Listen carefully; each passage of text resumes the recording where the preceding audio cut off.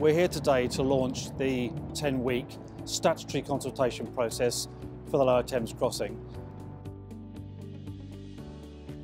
So the Lower Thames Crossing is a brand new crossing 7 miles away from Dartford that will go from the A2 near Rochester beneath the Thames through a tunnel, the longest tunnel in the UK. It'll be the biggest diameter tunnel in the UK. It joins with the A13 and then it joins the M25 just south of Junction 29. The Lower Thames Crossing will give us 90% extra capacity to go across the Thames.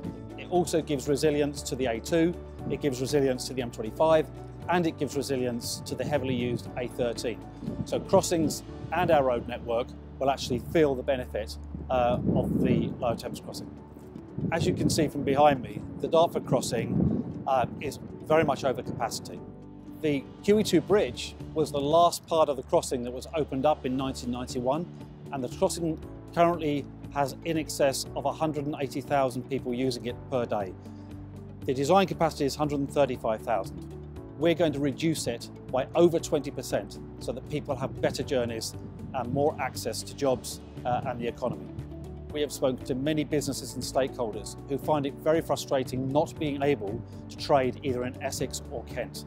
Local businesses, regional businesses and national businesses will all benefit from the Lower Thames Crossing. Most of all, the local communities will be able to access jobs, they'll be able to access new housing, particularly as local authorities develop that over the next 15 to 20 years. So this is the biggest consultation that Highways England has ever undertaken. People can have their say in many different ways. We will be having 60 events over the 10-week period. There'll be over 300,000 leaflets going out telling people exactly where we are. We're also having a mobile van so that we can get to those people who find it difficult to come to one of our information centres.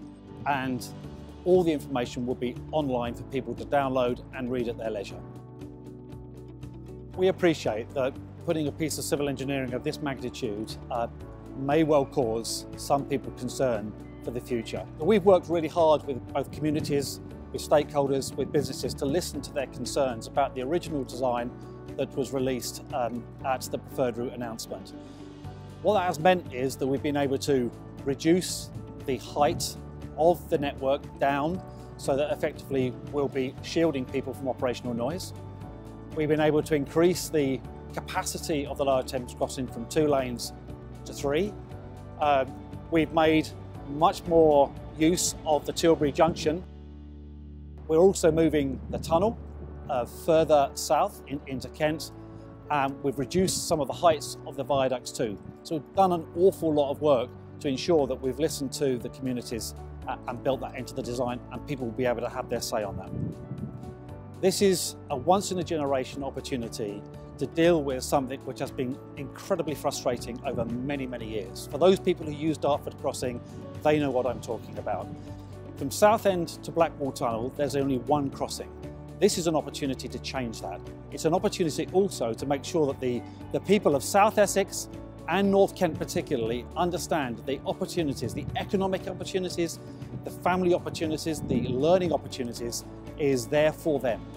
And we want to hear them. We want to let them have their say, and then we can build that into our design, build it into our plans, and if we can deliver something we'll be very proud of in 2027.